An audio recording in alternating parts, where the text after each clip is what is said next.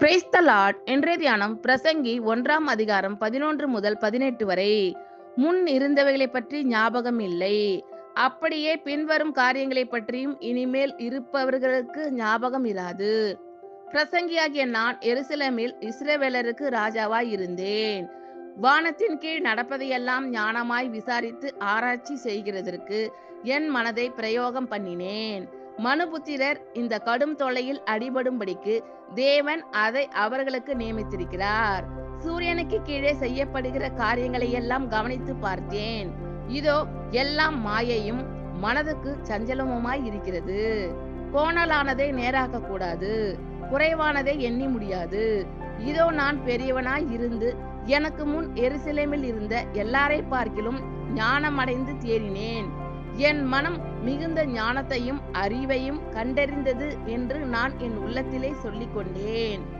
ஞானத்தை அறிகிறதற்கும் பைத்தியத்தையும் மதியினத்தையும் அறிகிறதற்கும் நான் என் மனதை பிரயோகம் பண்ணினேன். இதுவும் மனதுக்கு சஞ்சலமாய் இருக்கிறதென்று கண்டேன். அதிக ஞானத்திலே அதிக சலிப்புண்டு. அறிவு பெருத்தவன் நோவு பெருத்தவன். முன் இருந்தவைகளை பற்றி ஞாபகம் இல்லை, அப்படியே பின்வரும் காரியங்களை பற்றியும் இனிமேல் இருப்பவர்களுக்கு ஞாபகம் இராது. பிரசங்கியாகிய நான் எருசலேமில் இஸ்ரவேலருக்கு ராஜாவாய் இருந்தேன்.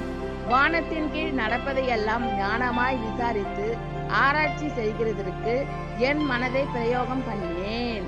மனுபுத்திரர் இந்த கடும் தொல்லையில் அடிபடும்படிக்கு தேவன் அதை அவர்களுக்கு நியமித்திருக்கிறார்.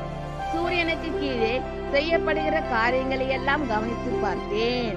இதோ எல்லாம் மாயையும் மனதுக்கு சஞ்சலமுமாய் இருக்கிறது. கோணலானதை நேராக்க கூடாது, குறைவானதை எண்ணி முடியாது. இதோ நான் பெரியவனாய் இருந்து எனக்கு முன் எருசலேமில் இருந்த எல்லாரை பார்க்கிலும் ஞானமடைந்து தேறினேன்.